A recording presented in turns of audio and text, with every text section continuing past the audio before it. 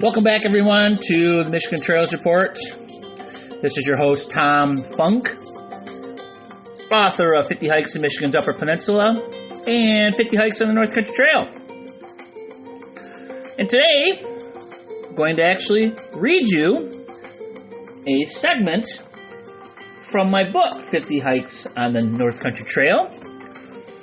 And we're going to start in Wisconsin on the far west end with the border of Minnesota, and we are going to head towards Michigan. And that's what I'll be doing as I enter these into podcast format. We'll be working our way from west to east. So we'll make our all the way through the Upper Peninsula and all the way through the Lower Peninsula eventually. So sit back, relax, and if you're planning a trip, keep in mind you can bring these with you on podcast format. Listen to them before you get to the trailhead to find where you're going and just to learn a little bit about the trail you're going to hike. And with that, I want to thank my friend Adam Main for providing the music. And he's a musician out of Kalamazoo, Michigan. And let's get this underway. So our first hike in Wisconsin is trail number 24 in the book, and that's McQuarrie, Wetlands, and Pattison State Park. And I would like to always have the disclaimer that there has been changes in the trail, so always check with the local chapter, because this book was written a few years ago, and I always like to say as soon as you write a guidebook on hiking trails, it becomes immediately I don't want to say obsolete, but it definitely needs to be updated. So I know they've been doing a lot. There's been a lot of trail activity in this area. For the long-distance hiker, your adventure starts not in the wilds of a northern Wisconsin forest, but during a long and arduous road walk through the countryside. First segment of the trail is a detour off County Road CW, or sometimes called CRC/W, to access a foot trail that winds through the McQuarrie Wetlands, which are artificial ponds created by the Wisconsin Department of Transportation to replace wetlands filled in due to the construction of the nearby US 53. These wetlands are now managed by the University of Wisconsin-Superior for outdoor learning and research. The trail then enters Douglas County Forest, where several overlooks provide views of the Nemadji River Valley. For the day hiker, Pattison State Park makes for a nice day hike and is set up to accommodate walk-in campers who wish to use the trails in the park for day trips while not having to move their campsite. So this entire trail we're going to hike, this is a 48.4 mile segment, and it's since it's a lot of roads, if you're to do that, it goes a lot quicker than you would think. It's going to officially end at the South Mail Road at the entrance to Scott Rapids campsite. All right, Pattison State Park's history started about 1 billion years ago when ancient lava flowed over the landscape, and today's basalt is the remnant of this volcanic activity. Over the next billion years or so, many geological activities have shaped the park. Oceans have covered the area and left sediments, creating sandstone. A fault that formed during that period, known today as the Douglas Fault, can be seen at the base of the Big Manitou Falls, where the southern section rose to a 50-degree angle. So as the Earth rose over the eons, breccia was created due to all the heat and pressure of the bedrock rubbing and pushing against itself. These faults, cracks, and fissures have been explored since prehistoric times for minerals such as copper. Then, in recent times, geologically speaking anyways, glaciers a mile thick scraped away the soil and loose bedrock, such as the sandstone that was created after the oceans retreated. This exposed the basalt we see today. First signs of humans occurred about 9,000 years ago. Following the retreating glaciers, Native Americans from the Archaic and Old Copper Complex lived here to about 1,500 years ago when the woodland Native Americans replaced them. The forest had rebounded after having several thousand years to recover from the glaciers that scraped the landscape clean. Ojibwa were here when the Europeans arrived, and the Ojibwa believed that they could hear the voice of the Great Spirit Gitche Manitou in the falling water. They mined rocks and quartz to make points and tools from this park, and today the park is still rich in Native American artifacts. The first record of Europeans doing copper exploration in northwestern Wisconsin was below these big Manitou Falls and in the Copper Creek, which is the northeastern section of the park, and they did this between 1845 and 1847. Mining has continued on and off over the years, usually driven by the price of copper. Various prospectors visited the area and created many test pits and holes in the rock throughout the park.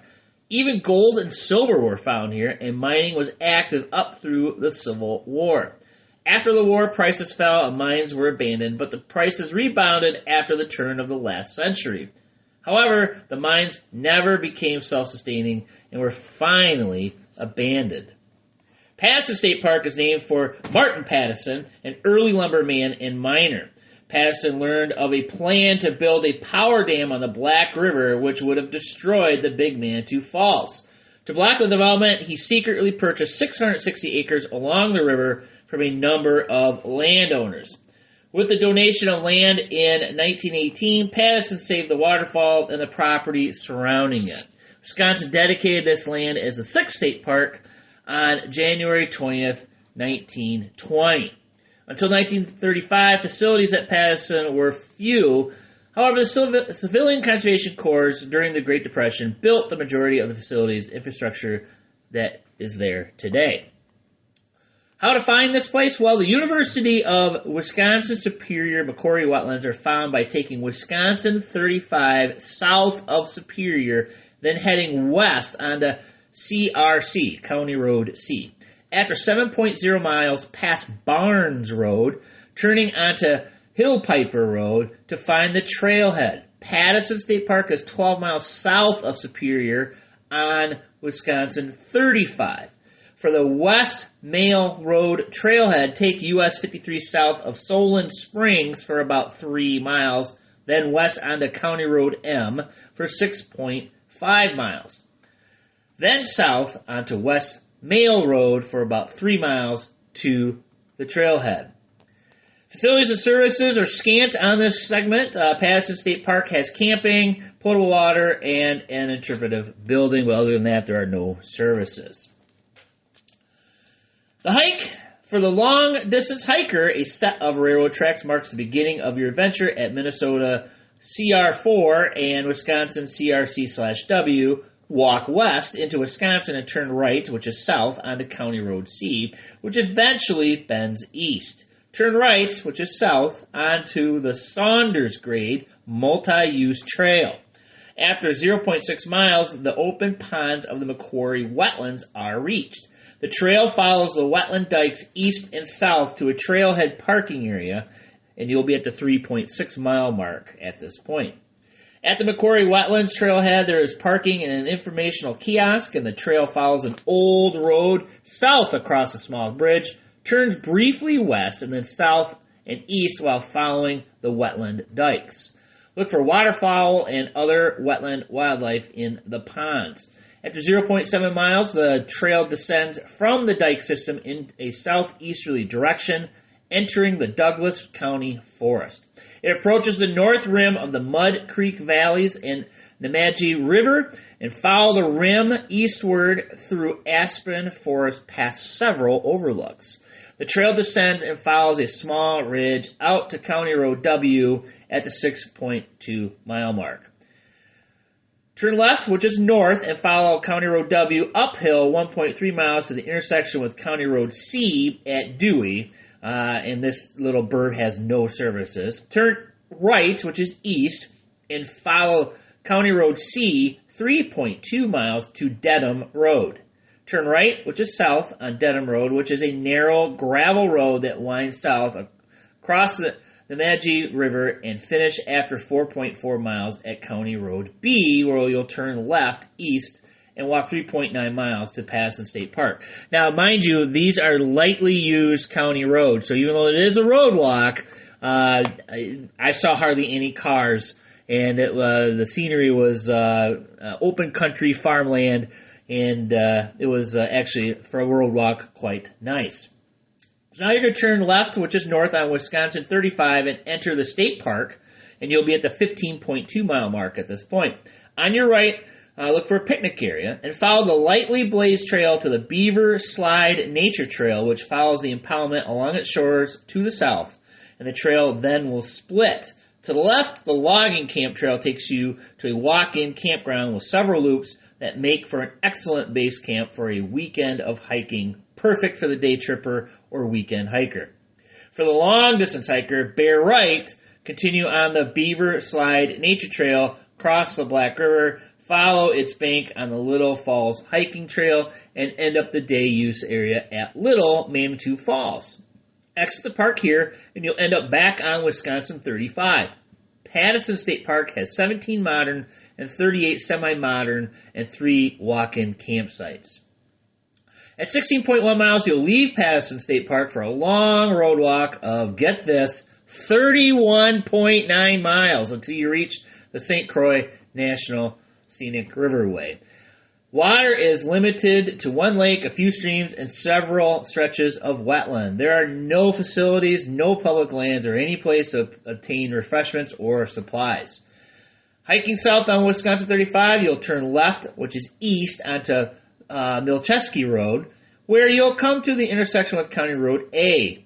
Amnicon Lake is on the east side of County Road A, and you'll turn right and hike County Road A south, then east. And at 3.5 miles past where County Road A makes the 90-degree turn to the left and heads east, you'll turn right, which is south, onto the gravel road Jackson Box Trail and hike through some wetlands and somewhat hilly terrain. Turn left east onto County Road M for 1.1 miles, then right, which is south, on Holmes Camp Road.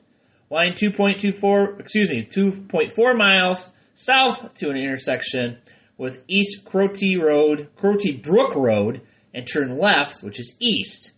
The road will intersect with West Mail Road, and it'll turn right, which is southeast, and then take the entrance road, and it has a metal gate supporting a North Country Trail emblem and a footbridge immediately behind the gate. And you'll take this to Camp Scott Rapids campsite, which is 3 primitive sites and has 8 people maximum. And enter the St. Croix National Scenic Riverway at this point. Cross the Moose River to reach the campsite, and you'll be at the 48.0 mile mark. All right. It's important to note that there's been very little changes on this particular segment. So if you're doing a long distance hike, you're really connecting those two parks with a pretty significant road walk. So they try to keep you to the scenic with the official route that you're supposed to hike. It's pretty much it's those 2 parks if you want to stick to only trail. All right. Thank you for joining me. We'll continue to do this on occasion. I'll be entering all my chapters from my 50 hikes on Michigan's and Wisconsin North Country Trail. And I'm also slowly entering my 50 hikes in Michigan's Upper Peninsula book as well. I'm about halfway done with that. You can go to the directory in this podcast, and you can see a ginormous list of all the podcasts, which is right now it's about half of the 50 hikes in the Michigan Upper Peninsula book. And this just so happens to be today's podcast is the first entry for the North Country Trail Guidebook. So, thanks a lot for joining me. Take care. Hit the trail. Happy trails. And we'll see you again.